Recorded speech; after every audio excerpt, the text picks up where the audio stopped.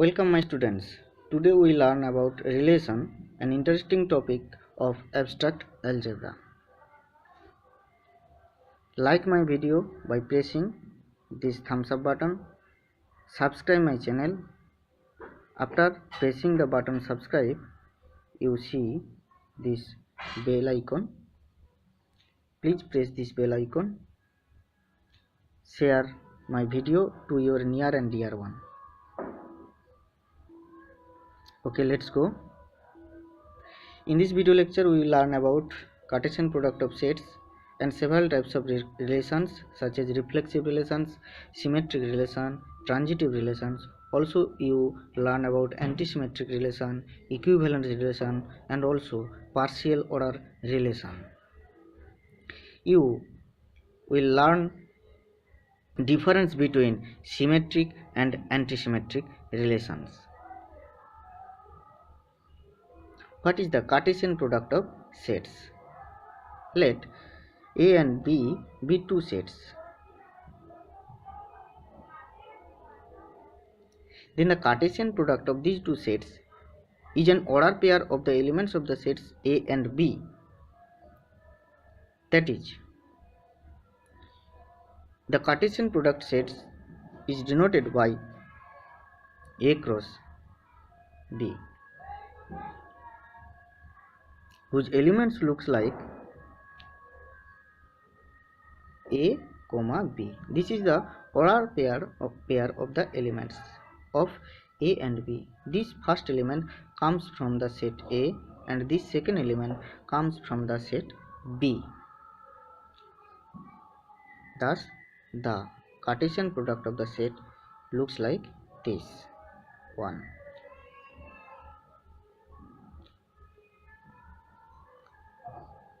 Consider an example where the sets A and B are taken as 1, 2, 3 and A, B.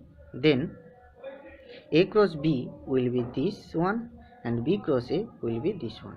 You have seen that A cross B is not equals to B cross A. These two sets are different sets. Now we understand the Cartesian product diagrammatically. Here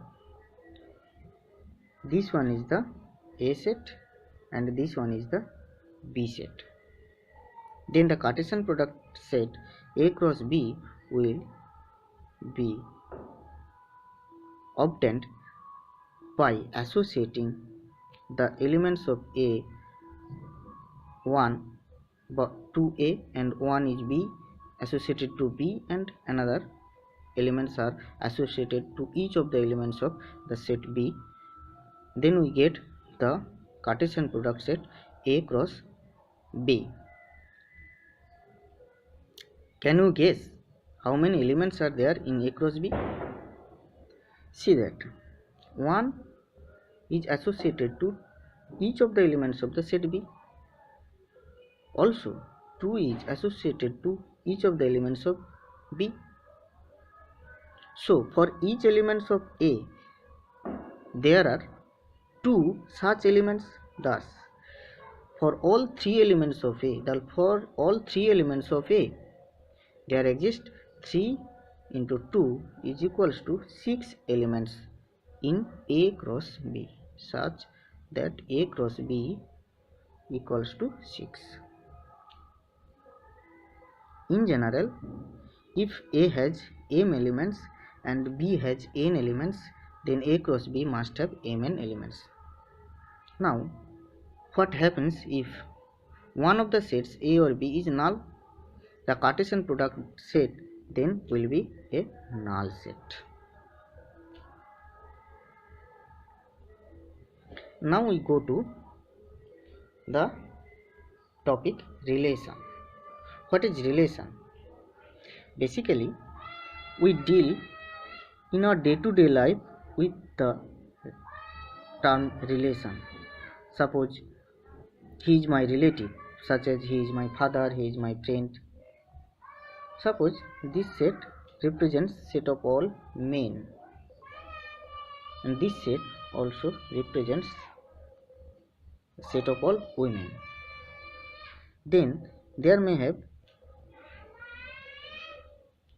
more relations such as friend, husband, father, etc. These are all relations we can deal in mathematics too. In mathematics, relation basically is a set which is a subset of A cross B. That is, we can write R. If R is a relation, then we can write R is a subset or equals to A cross B.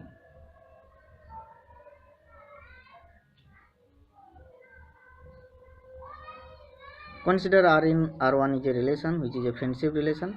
Then we write mathematically it as this one, x R1 if and only if x is a friend of y. This is the written form of a relation, and we can tell it as x R1y, x or x is related to y if and only if x is a friend of y. But if the relation is defined on the two same sets P and P, then we call this relation is defined on the single set P. This relation is defined on the set P. Here are some examples of relations.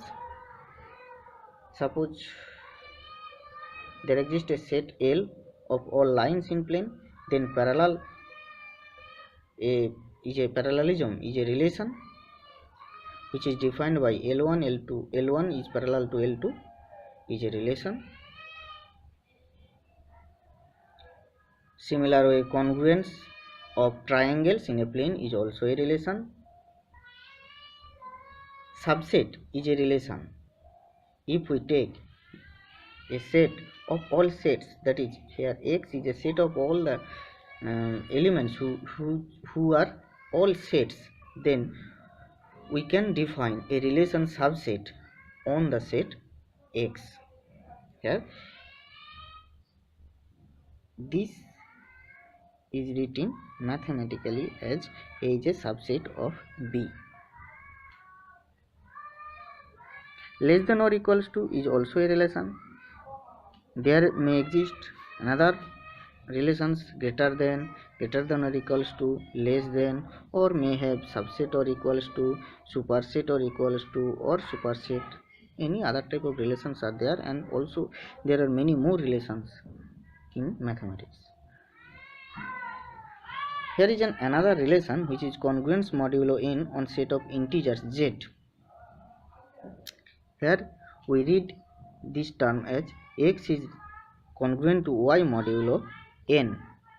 This means that x minus y is divisible by n. Also it can be think as y is remainder when x is divided by n. Also that means that if n divides x and left the remainder z, then and also n divide y which left the remainder z, these two remainders will be same when n divides both and x and y. Then we call them that x is congruent to y modulo n. Okay. Relations are of four types: reflexive, symmetric, anti-symmetric, transitive. Reflexive relation is those relations where all the elements of a set we have considered, where here the relation is defined, is related to itself, then the relation is called reflexive. Suppose we have considered a set X, then for all X belongs to X, if X is related to itself, that is X, this holds, then the relation R is called the reflexive relation. Suppose parallelism of lines in plane is a reflexive relation, because we know any line, suppose L1 is a line which is parallel to itself, because every coincident lines are parallel to itself. Therefore, the parallelism of lines in a plane is a reflexive relation. Symmetric relations. What are the symmetric relations? Suppose there are two elements x and y such that xy belongs to R. That is is related to y. If that happens, then it must happen that y is related to x, that is y comma x obviously belongs to R.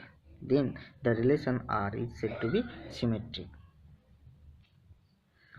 The anti-symmetric relations are those relations in which for all x, y of x is related to y and y is related to x, means x equals to y. Suppose less or equals to relation. This is an anti-symmetric relation because if x is less or equals to y and y is less or equals to y, and that happens only when x equals to y.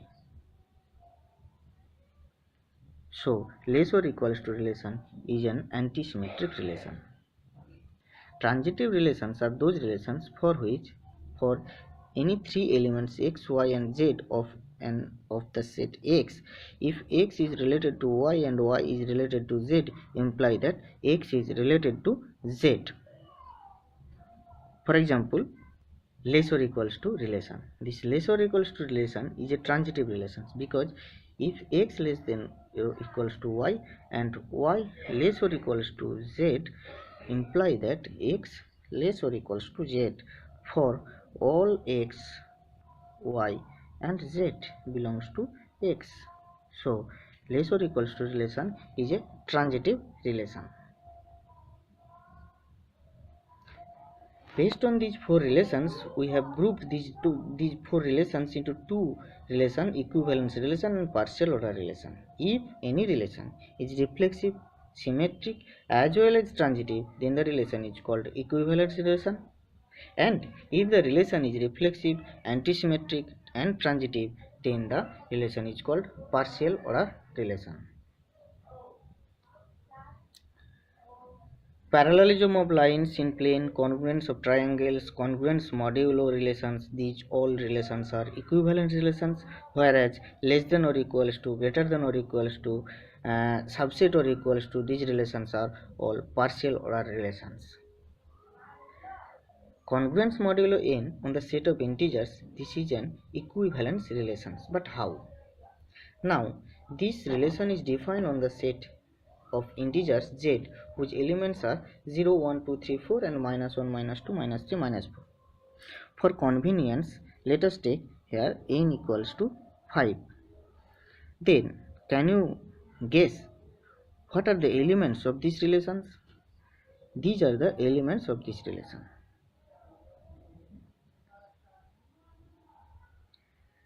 Can you tell that is 13 is related to 15? True. That is 13 is congruent to 15 modulo 5? No, students, because we calculate 13 minus 5 as -2, which is not divisible by 5.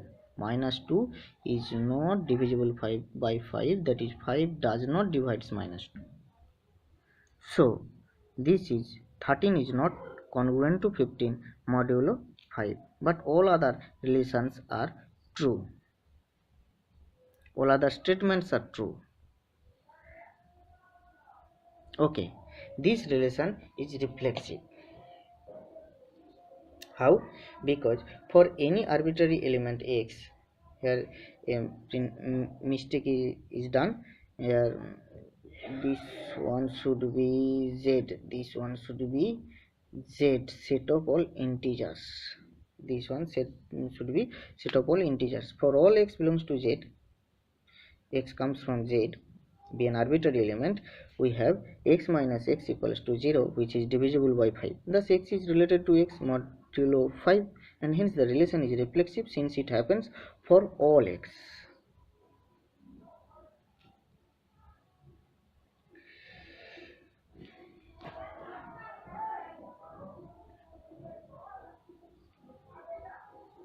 Now the relation is symmetric because for any two elements x and y, if x minus y is divisible by 5, that is x is congruent to y modulo 5, that immediately imply that y is congruent to x modulo 5. So the relation is symmetric.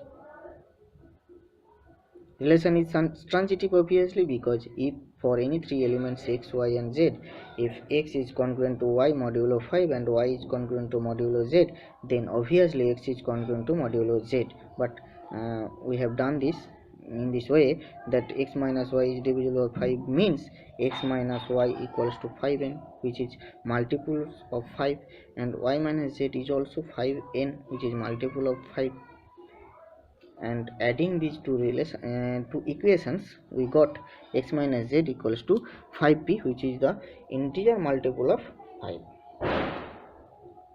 This shows that x is congruent to z modulo 5, and hence the relation is transitive. Since the relation is reflexive, symmetric and transitive, so the relation congruence modulo in relation is an equivalence relation. Now, less than or equals to relation is a partial order relation because this relation is reflexive, anti-symmetric and transitive. But how? First, see what are the elements of this set, relation set. These are the elements of the relation sets. These are the elements of the relation sets.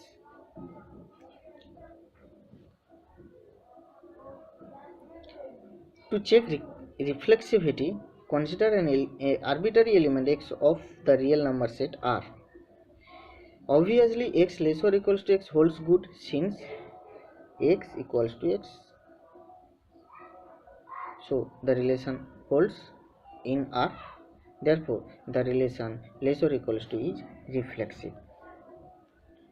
These elements are there, so the relation is reflexive. The relation is not symmetric, but the relation is anti-symmetric because we see that for less than or equals to relation, we have x less or equals to y and y less or equals to x, imply that x equals to y for all x and y. So the relation is anti-symmetric relation. Here we have considered an example and given. Now the relation is transitive because it is obvious that x less or equals to y and y less or equals to z implies that x less or equals to z. Hence the less than or equals to relation is partial order relation.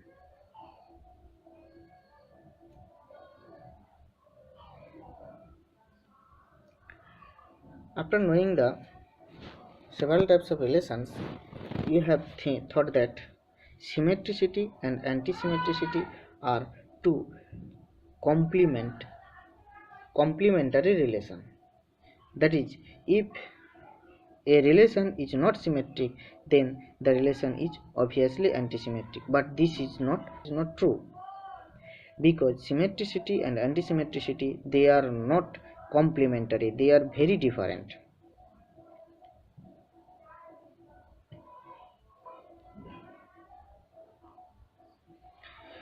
To understand it better, we draw a graph of relation. That is, relation can be expressible as a graph. In graph, we express the elements of a set as vertices of the graph. That is, these are the vertices and these are the elements of the set where a relation is defined. This is the set where the relation is defined, and we have drawn them as vertices in graph. Now, the arrow from A to B shown that A is related to B. That is, the relation consists of the elements A, B. That is, R consists of A, P. Also, D is related to C, and A is related to C, and also C is related to A. Also, A is related to itself, A and B is related to itself B. Thus, the relation is A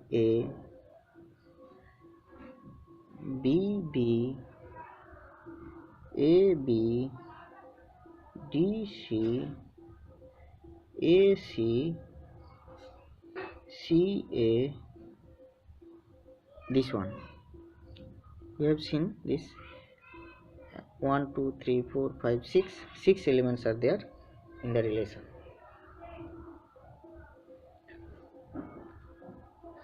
This relation is not reflexive because for all the elements there are no self loops, that is for all the elements are not related to itself. This relation is not symmetric, this relation is not transitive too, but this relation is reflexive because all the elements are related to itself. Here all the elements have self loops also in graph. So we can say that if all the vertices have self loop, then the relation is reflexive.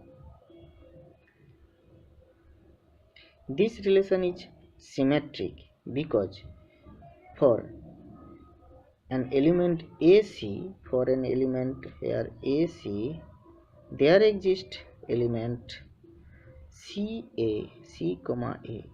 So the relation is symmetric. But this relation is not symmetric because for AB there is no BA. There must have to be a double arrowed line. So we can conclude that if there is no single arrowed lines, then the relation is symmetric.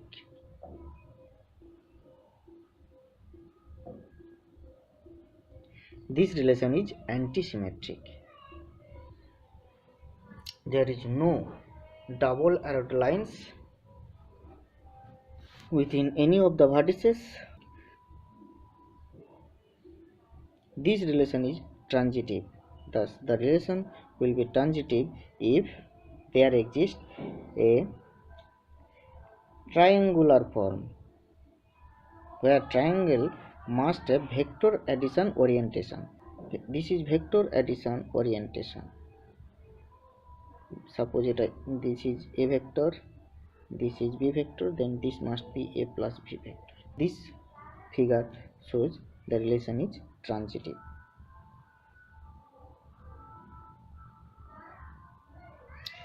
This relation is symmetric as well as anti-symmetric. Thus we have learned Cartesian product sets, reflexive relation, symmetric relation, anti-symmetric relation, transitive relation, equivalence relation, and partial order relation. Also have learned that the difference between the symmetric and anti-symmetric relations. Here are some questions you can see and do it your own. You can try in your own.